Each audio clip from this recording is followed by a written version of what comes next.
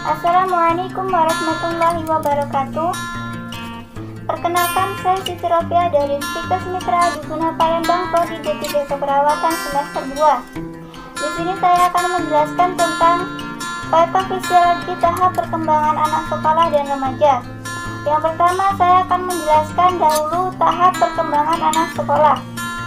Anak usia sekolah adalah anak dengan usia 6-12 tahun, di mana pada usia ini anak memperoleh dasar pengetahuan dan keterampilan untuk keberhasilan penyesuaian diri anak pada kehidupan dewasanya.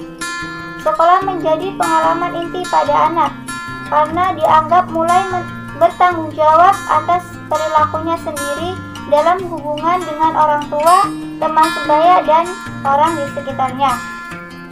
Pada usia ini, kalau dalam Islam, periode ini disebut dengan masa tamyiz, yakni mulai usia 7 tahun. Pada periode ini, pastinya anak sudah mulai bisa membedakan mana yang baik dan mana yang buruk, berdasarkan nalarnya sendiri. Anak diperintahkan untuk mendirikan sholat mulai usia 7 tahun, walaupun sebelumnya anak perlu pembiasaan dan pengajaran dahulu agar kelak anak sudah siap dan paham bagaimana cara sholat yang sebenarnya. Pada perkembangan anak sekolah ini ada beberapa aspek, yakni yang pertama adalah aspek kognitif. Menurut Piaget, anak usia 6-12 tahun berada pada tahap operasional konkret.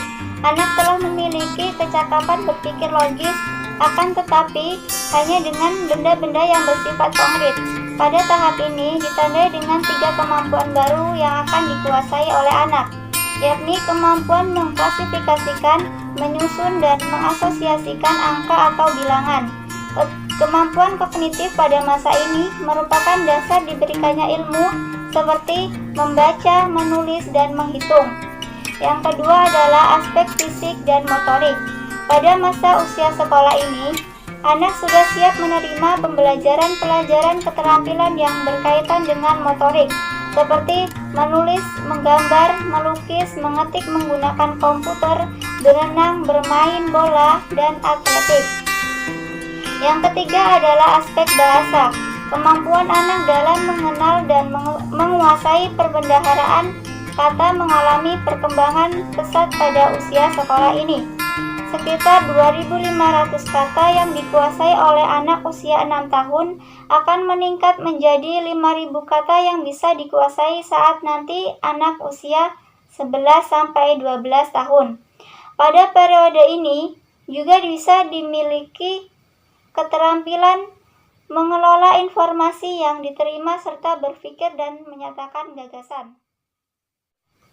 Yang terakhir adalah aspek sosio-emosional. Menurut Erikson, anak usia 6-12 tahun akan memasuki tahap industrial dan inferioritas. Kalau sebelumnya anak berada di lingkungan keluarga, pada tahap ini anak akan banyak keluar ke lingkungan sekolah. Sehingga semua aspek memiliki peran bagi anak. Jadi orang tua harus selalu mendukung, guru harus selalu memberikan perhatian, dan teman harus menerima kehadirannya. Yang kedua, kita akan membahas tentang tahap perkembangan remaja. Sebelumnya kita harus mengetahui remaja itu apa sih? Menurut WHO, remaja adalah kelompok penduduk yang berusia 10-19 tahun.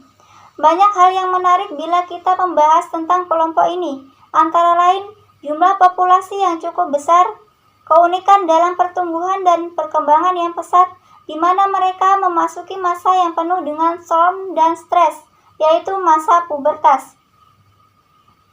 Masa remaja itu adalah masa menjadi dewasa, artinya berangsur-angsur menuju kematangan fisik, akal, kejiwaan, sosial, serta emosional.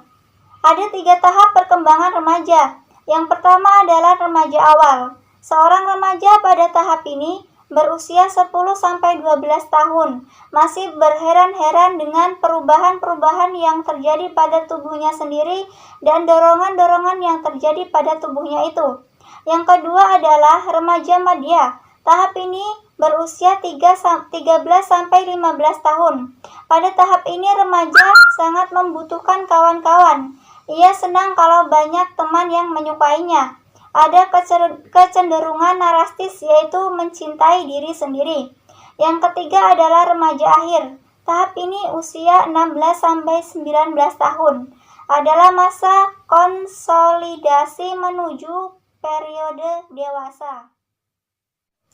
Baiklah, mungkin cukup di sini yang dapat saya sampaikan. Semoga bermanfaat. Jangan lupa like dan subscribe ya.